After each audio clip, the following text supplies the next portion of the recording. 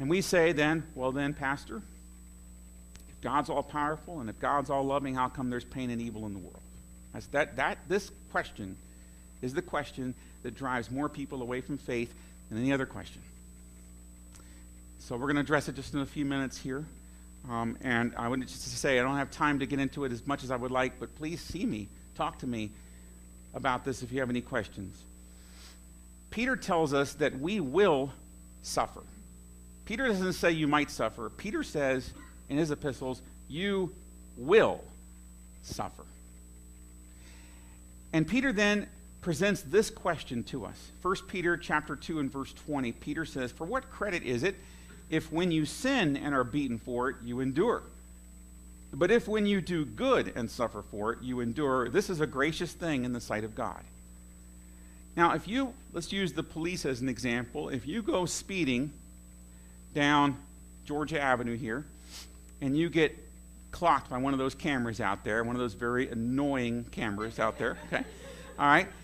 And you get a ticket in the mail, please don't come to me and say you're suffering for Jesus when you get the ticket. All right? Now, I will tell you that, I told you this before, but my first weekend when I came here, visited you all candidating, we got a ticket on that stupid camera, all right?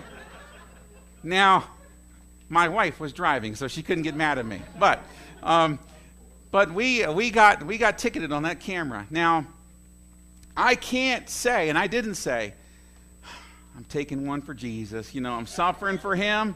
You know, Lord, I felt the Lord was calling me to Olney Baptist, and I came, and I got a ticket, and I'm suffering for Jesus. I can't say that because it's our fault that we got that ticket. And a lot of times, Christians, we cause our own suffering through our own bad choices, our own poor habits, and we cause our own suffering. I told you in the past life I wanted to go to law school. This is before God solidified my call to go into ministry. But at one point I went to law school, applied to law school, and they looked at my GPA. Now, I did not start out well in college.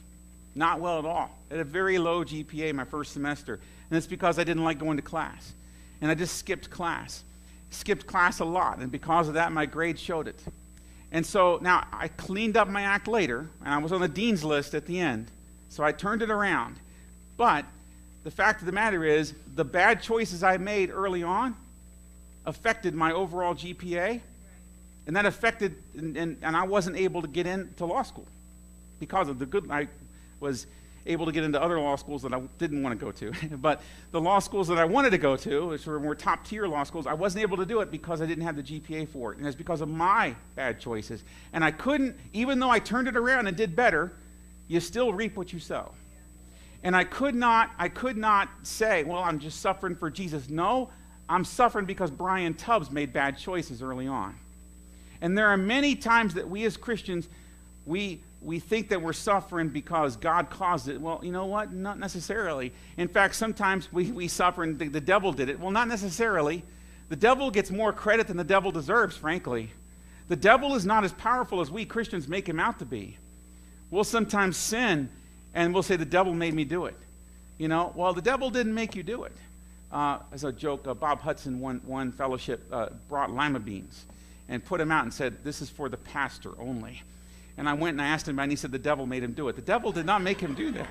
All right? So the point is that we all make our choices. We make our choices. And as a result of that, we are sowing and reaping in those choices. So not all of our suffering is because of the devil or because of God. That's number one. Please keep that in mind when it comes to suffering. But there are other things that we suffer because sometimes we suffer because we live in a fallen world and this earth is cursed. Romans 8 tells us this. This earth groans and travails. That's why we have volcanoes and earthquakes and tsunamis and all of that, because the earth itself is cursed. And we live in a fallen world, and that's because we have cancer and birth defects and all this other stuff. So sometimes we suffer because we live in a fallen world. But even then, indirectly, as members of the human race, we're responsible for that too, because if there weren't any sin, there wouldn't be any suffering.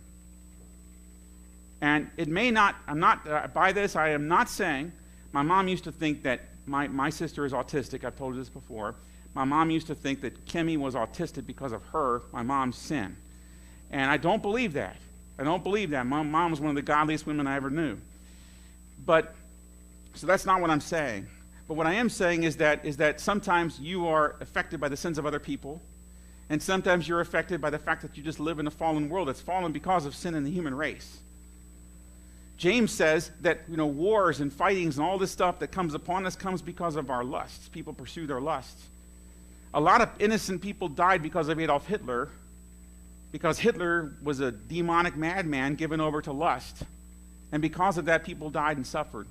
And we see this in the news all the time, where innocent people, at least humanly speaking, they're horizontally innocent. No one is innocent before God, okay? But many people are innocent between each other, and yet they still suffer at the hands of other sinners. People being killed by drunk drivers and things like that. So understand that there's all kinds of reasons for suffering, but here's what Peter really zeroes in on. I want you to get this. He says, when you do good and suffer for it, you endure. And that is, if you are serving God and you're suffering while you're serving God and you endure through that suffering, it's gracious in the sight of God. It means something to God. Your love then has meaning. It's easy to trust God when everything's going right. Can you trust Him when things are not going right? Can you trust God even when God doesn't make sense to you? Can you trust God even when you're in pain? That is the currency of love. If you can trust Him when it's dark, that is when your light can shine brightly in the dark and bring other people to Christ.